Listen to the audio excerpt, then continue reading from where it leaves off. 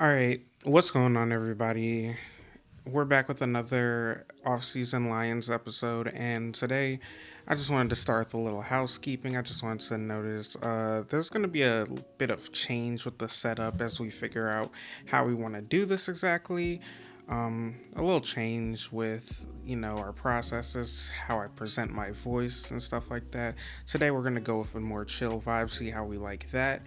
And anyways, today our episode wants to focus on what went wrong with the Lions season and how everything pretty much went to ruin from day one. It started with the Packers game, and then it got better, but then it quickly devolved into something the Lions couldn't control. So, with that being said, I just wanted to start with the quarterback position. Okay, so here's my take on the Lions quarterback position. I truly believe that Jared Goff wasn't the problem for the Lions this year. He was actually the bright spot on this team, if you could believe that. 4,200 yards so far, 33 touchdowns to 7 interceptions. I believe two of them coming in the last game. Jared Goff has been on point this entire year. He's almost undoubtedly been a top seven quarterback. And you can even argue he was top five and even top three for most of the year. And this is despite him having a terrible offensive line. His yards per game is something we kind of expected because the line from the first point of the season, the Lions knew that they were gonna try to be a run-heavy team. But once we saw the offensive line devolve into what it was, that was no longer a reality. So Jared Goff having to throw a lot and play from behind a lot wasn't all that much of a surprise. He still ends with a 107 quarterback rating or passer rating, excuse me, and that's just it's been on par with what he's done since he's kicked it up with the Lions. He has been unbelievable in his position. Yes, he's had the weapons to help him out, but this year proved with a subpar offensive line, Jared Goff can still produce. And this offense has been a bit of a underrated one, so to speak, because they're putting up nearly 30 points per game. The issue just comes with in games against tougher defenses, the Lions offense isn't able to get the run game going, and that's always a death sentence for any offense, let alone one that's trying to be run reliant. But yeah, Jared Goff has just been amazing. He's taken 36 sacks this season, which is the most in his career, and despite that, he's just been lights out. The only game that you can sit there and tell me that Jared Goff looked rattled was the last game where the offensive line was just it was inexcusable. Kingsley Aguakun got the start at center and it didn't go well. Simply put, it just did not go well. And Jared Goff was beat up that whole game, and he forced a lot of throws because of it. The Vikings defense is a good one, and against the Vikings, he was. I don't want to say he was terrible because of the situation, because he still put up a touchdown. He had two interceptions, three fumbles, and two of those were really on the center, and the other two were on the other one was on pass protection. It was just not a. It wasn't a good game, I believe. Um, he had probably, I think that was his worst game of the season by far. Some would argue the Philadelphia game was just as bad, but I don't think so. The Philadelphia game, it was just a product of circumstance. This one, it was kind of like Jared Goff just went off the rail and was like, you know what, we're behind the eight ball and getting to the playoffs anyways. Might as well do my absolute best to play hero ball, and that was the result. You can't play hero ball against the Vikings defense because it just won't work. And that brings me to my next point on the Lions season. The interesting thing is the Lions, they had some drops.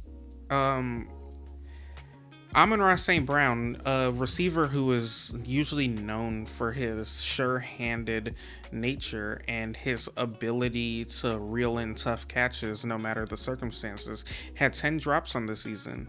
And the reason for that being he played through injury for most of this season. He has a wrist injury, and the Lions allowed him to play through it, but the result was just a lot of drops from Amon-Ra St. Brown, and that's not very characteristic of him. Um, Obviously, he's still had an amazing season. He's probably going to topple 1,300 yards, and he's second in the league in touchdowns. He's been amazing for the Lions, but some of those drops have been crucial, and it's due to an injury that he's had to play through.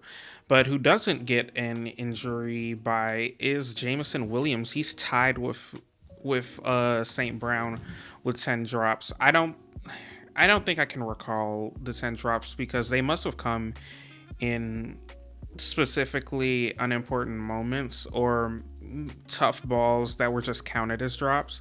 But he's these two leading the league in dropped passes is not something that you would have like said going into the season. You wouldn't have even thought it because both of these players have had very good instances of not being drop heavy, especially St. Brown. But Jameson Williams had came back last year with a really good season when it came to securing the football. He didn't drop many passes. St. Brown had one fumble, but I believe it was just like he dropped it before going out of bounds. It wasn't a lost fumble or anything. I don't think Jameson has the fumble, but both of these guys, they have dropped some passes, more than you would hope for two receivers that you're paying north of $50 million combined. And yeah, a lot of it has to do with target share. Both of these players have gotten more targets than you would think due to the absence of Sam Laporta. Jameson Williams still hasn't had a lot of targets, but St. Brown, they've pretty much been force feeding him the ball, and sometimes it showed. 157 targets is ludicrous, and he's got 10 drops on those 157 targets, which again, that's not a bad ratio. It's just not what we're expecting from Amon-Ra St. Brown. 10 drops on 94 targets for Jameson Williams. It's bad. It's simply put, it's not good. So he's dropped the ball a lot more than you want. We expect him to come back next year and be better than that. But he's had a good season as well, over 1,000 yards, 7 touchdowns, I believe. So the receivers didn't help Jared Goff out as much as you would want them to. But it's a tough situation all around because, again, Jared Goff was putting out some rushed passes towards the end of the season because of the offensive line, but again, you can't fault Jared Goff for that. And a lot of the passes that made it to these receivers and were dropped, you expect them to catch that. Which brings me to my next point. The Lions' offensive line. Let's just look at the Lions' offensive line depth chart. Taylor Decker, obviously, he's had a down year because of injuries, but it's not like he's been bad. He's held down the fort about as well as you could hope for someone who's had a shoulder injury the whole year like he has, and he's missed a lot of practice. Obviously, the big thing is we might have to replace him this offseason, and my thinking is once he retires, Panay will slide over to his more natural left tackle position, and the Lions will have to draft a right tackle. And Taylor Decker, if he comes back, it's great because, the Lions love the protection that he brings when he's healthy, when he is healthy. But the big issue here is he hasn't been healthy. And here's where the big issue comes: the interior offensive line. Christian Mahogany came back about halfway through the season, a little after halfway through the season, 3 quarters of the way through the season, and he was bad. He was not good. He looked completely overmatched in the games that we've seen him in. To start the year, I thought he was making some good strides. He was looking like a more complete player than we saw last year in limited snaps. But once he came back off of injury, he looks sluggish. He just looks like he hasn't gotten that step back yet, and that will be attributed to the injury. So we'll see what he looks like after another full off season of work. But at left guard, him and Aoshika have not been good this year. I like what we have in Miles Frazier. I think that he's one of the better run blocking rookies in the class, but he was injured as well. And when he came in, I believe he did a decent job, but you need to give him time to develop. If you're going to commit to him at left guard, you have to commit to him now. And then there's Graham Glasgow. I have been very adamant about my stance on Graham Glasgow. I think he's been a good player for the Lions. He's better at left guard, but at center, he just hasn't worked out. There's nothing we could do about it this year because good centers don't get traded at the deadline. It never happens. And Tristan Colon came in, wasn't good either. And he has recently been claimed by the Browns, I believe. It could have been another team, but I believe it was the Browns that claimed him off of our practice squad. But the center position has been bad. The thought might be that Tate Ratledge moves over to center, but at this point it seems unlikely. Dan Campbell said that it's a possibility, which means it's not at the forefront of their thought. It's not their immediate plan. So, like in my mock draft video that I did, I think that the Lions have to draft a center at some point, a natural center. Uh, I don't think Tyler Linderbaum makes it to the makes it to the free agency market. And if he does, the Lions have to pounce. You have to be comfortable with overpaying him. It's okay because he is a Pro Bowl level center, an all pro level center that would instantly make this offensive line 10 times better. But for now, you have Graham Glasgow in there. You can't have him start next year. It just can't happen. At right guard, I'm comfortable with Ratledge. He had an up and down rookie year, but I think that there was more good than bad from him, and I'm excited to see what he does in the future. Obviously, you have Penei Sewell. He's been good. Dan Skipper as your swing tackle is also a good option, but the big disappointment here has been Giovanni Manu. He hasn't been anything for the Lions so far. When he did come in for a game, he was terrible, I believe. I believe that was him that came in, but he was not good. And I just think that if Maui Goa gets to you in the draft, you have to take him. It's just like the tackle position isn't good right now. It's great with Penei, but outside of that, it's just a big question mark. Penei is good. You have Dan Skipper. Yeah, he can run swing tackle, but do you really want him starting? No, I don't think you do. So if you move Penei to left tackle and you get Maui Goa at right tackle and leave Dan Skipper in that swing tackle position, I think that that's a good outlook. And that's just the offense. The big issue on the season has been the Lions' injuries on the defense. So you start the season with Levi Onwuzurike already on injured reserve because of a torn ACL, and he was done for the season to start. And you're probably moving on from him after this season. Um, Dan Jackson at safety, that turned out to be a big one because he went on injured reserve, and the Lions ended up really, really short at safety. And then you get to Ennis Rakestraw. This is the first like really big one to where the Lions could have used him all year. It was not a good season for the Lions cornerbacks, especially with Terrion Arnold coming out with injury. I believe Terrion Arnold has a bright future. He actually was playing really well to start this season, but then once he went down with injury, it just feels like it all fell apart at the cornerbacks position. Amik Robinson wasn't good on the outside. I liked him better in the slot. DJ Reed, he was just it. I don't like to put a lot of blame on these corners because the the scheme that the Lions run is really tough on the cornerback position, especially the boundary corners. If the front seven doesn't get pressure and in a fast manner, the cornerbacks have to cover really well for a longer period of time than they're used to. And it just makes it a lot harder on the cornerbacks. But DJ Reed down the stretch wasn't good.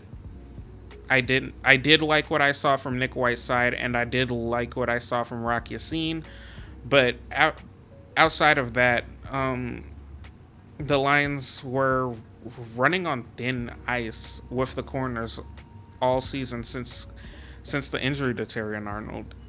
And I think that they have to add another corner this offseason because you don't know what you have in Ennis Rakestraw. We know that Terrion Arnold is going to be at least a quality starter going into next year, especially if he has a strong offseason process. But once you got the injury to Terrion this year, it was just not good. But DJ Reed is going to be around. You have to start him because you've paid him $48 million, and he's a good player. That's what I want to emphasize. DJ Reed is a good player, but if nothing is going well in the front seven besides Aiden Hutchinson, then you gotta wonder, like, how long can you run man coverage before it comes back to bite you? And then we get some injuries to the depth, and then Josh Pascal has his injury.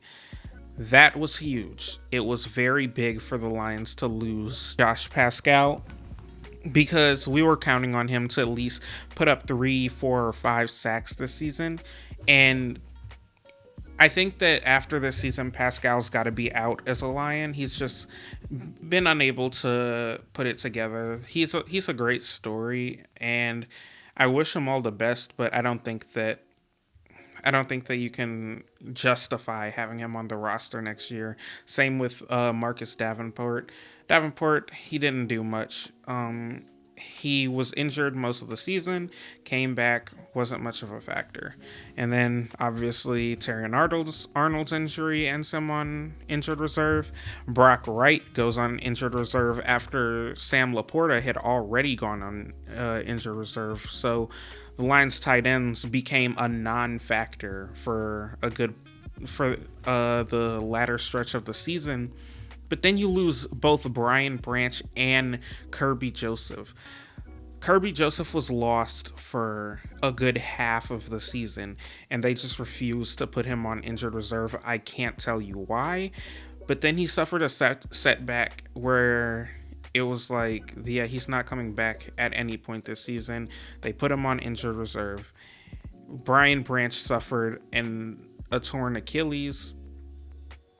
Again, he doesn't rely on athleticism as much as other defensive backs do. He's a very smart player and instinctual in nature.